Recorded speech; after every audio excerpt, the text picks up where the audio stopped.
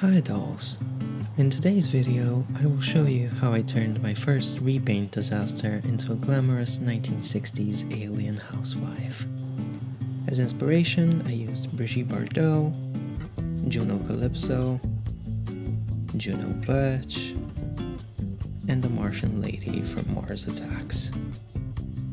And this is the sketch I used as a blueprint for her.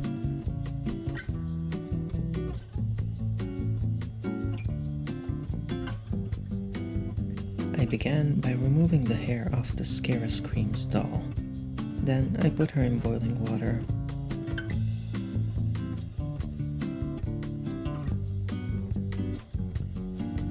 Removed the head and pulled all the hair plugs out.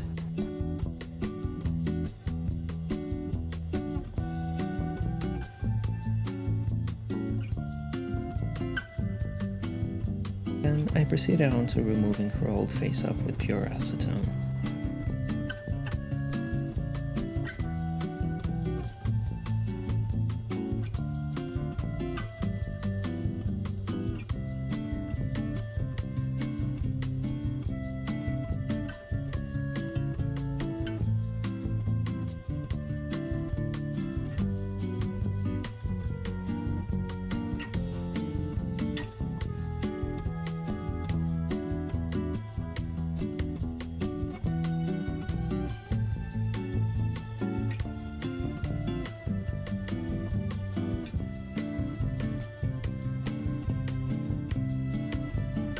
Unfortunately, the vinyl has been stained, but this is nothing I can't fix with blushing.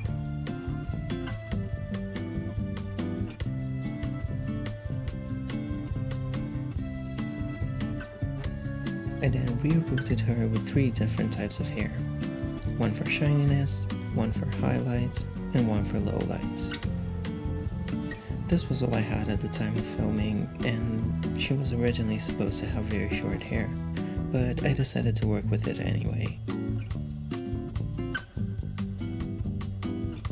I alternated between rooting single-colored plugs and mixes of the 3, which in the end gave me a very natural ombre blonde with some highlights and lowlights.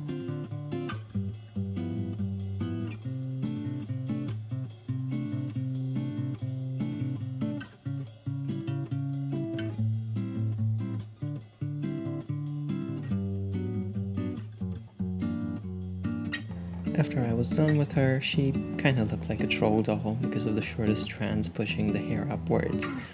This is ideal for the hairstyle I'm going for, so I wasn't too bothered. This may cause some controversy, as I know some collectors like to restyle a doll's hair, but this is the vision that I had for this doll. She's just never going to wear her hair down. I gave her curtain bangs by separating the front section of her hair and laying it flat.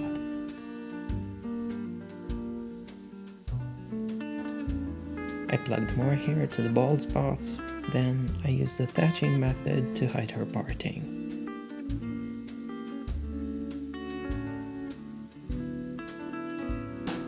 I put glue on the inside of her head,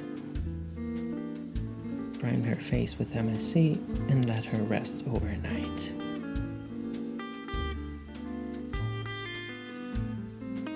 The next day I came back and boil washed her, just to tame the hair for my repainting process.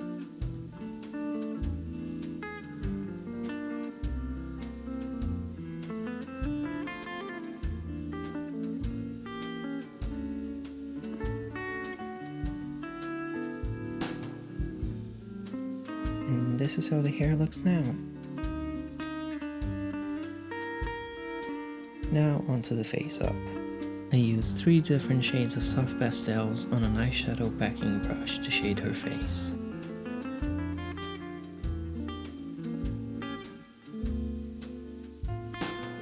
I didn't want anything too intense or realistic, I only wanted to accentuate what was already there and give her some definition.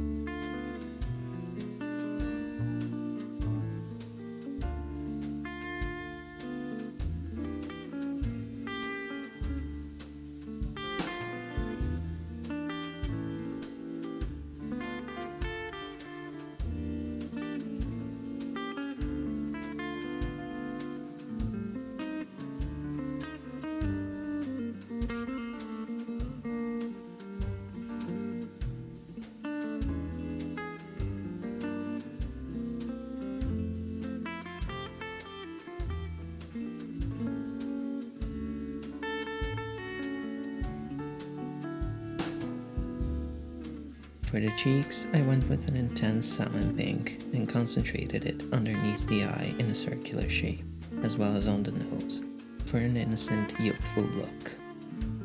I added highlights to the high points of her face using a watercolor pencil in white chalk pastel.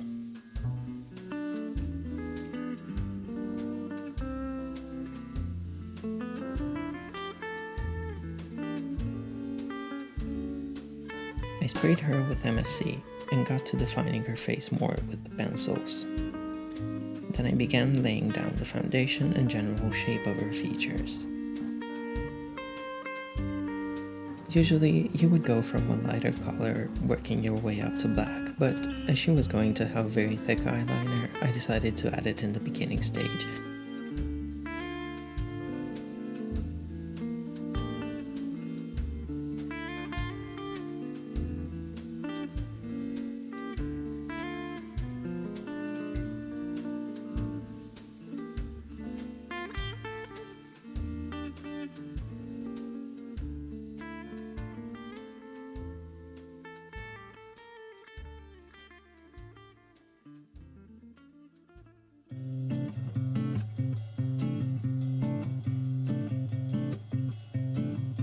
At this stage, I had for some reason thought pink eyeshadow was a good idea, but fortunately I came to my senses in time, erased it, and decided to stick to a blue theme.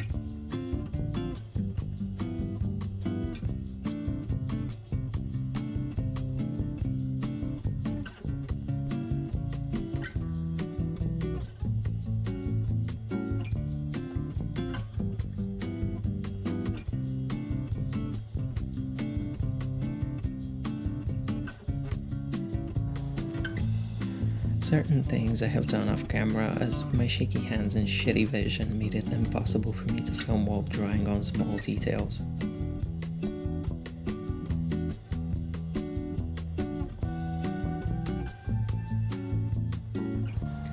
Anyway, I gave her thick Brigitte Bardot eyeliner and thin pencil eyebrows, as I wanted her to look otherworldly and glamorous.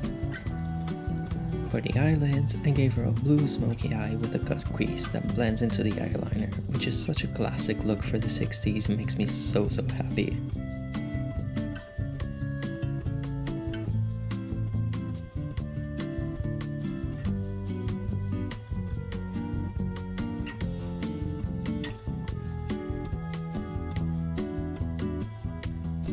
For the lips, I contoured them with a red pencil, then filled them in.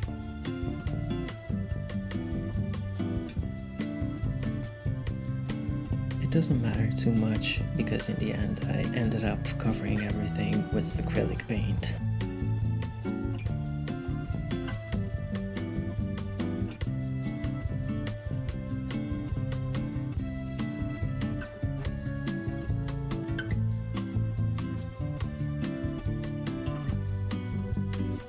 Before sealing each layer, I went in and intensified everything as much as I could. In total, I think I used about 6 layers of MSC for the face up and 4 for the body.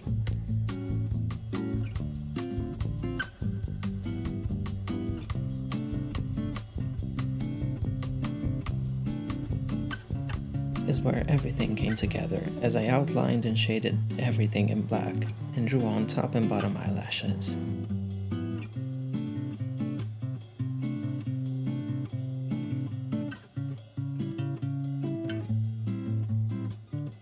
I'm not even going to lie, the eyelashes took so damn long.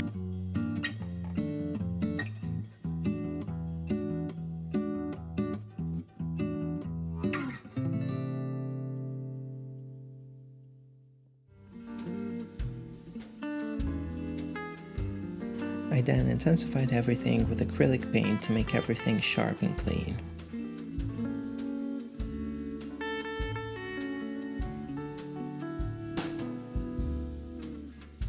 Then, after spraying her with sealant, I applied glossy varnish to her eyes and lips.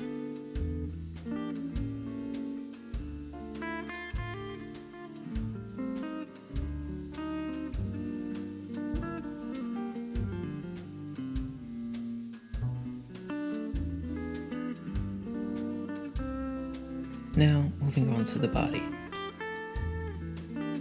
I sanded her down with 180 grit sandpaper to dull the shine and give the ceiling something to grip onto. I sanded her underwear off, as well as everywhere else she had been joined to make everything seamless.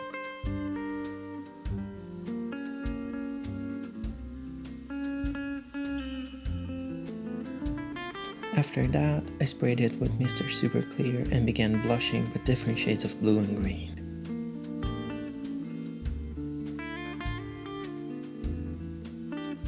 I shaded her cleavage and around all the joints to give her some dimension, nothing crazy.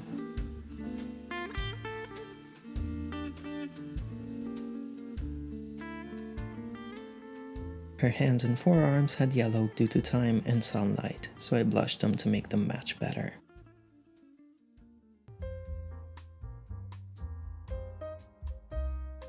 I tried to stay away from the actual joints, as any type of movement would chip the sealant anyway.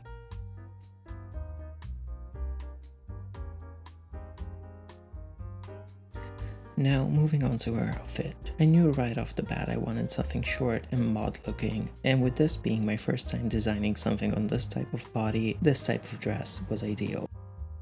I traced the Bratz doll top, which I liked the shape of, as a guide pattern. Then I fitted onto my doll and tailored it accordingly.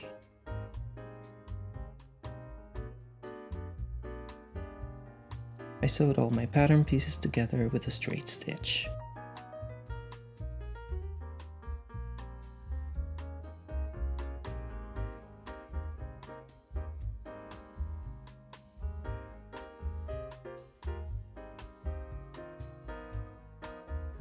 Then I turned the raw edges inwards and glued them to finish it off. I sewed the straps and snap closures by hand.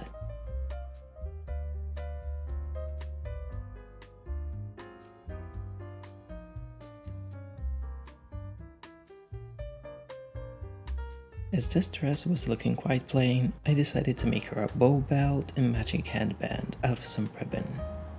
I hand sewed snap closures to the belt so I could remove it easily.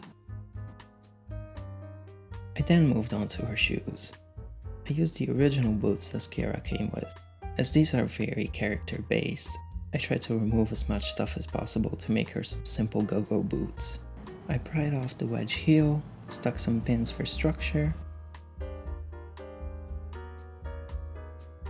and built chunky heels around them with thermoplastic. I smoothed everything down, primed and painted the heel to match the rest of the shoe.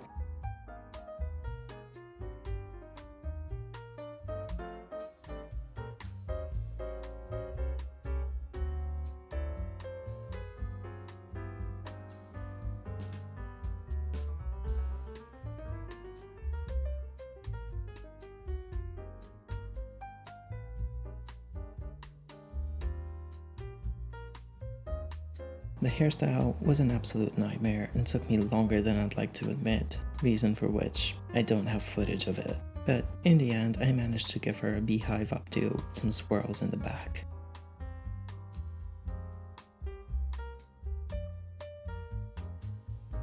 And this is it. I hope you guys enjoyed the video. Please give me a thumbs up and subscribe to my YouTube channel if you want to see more. And make sure to leave any suggestions you might have in the comments down below.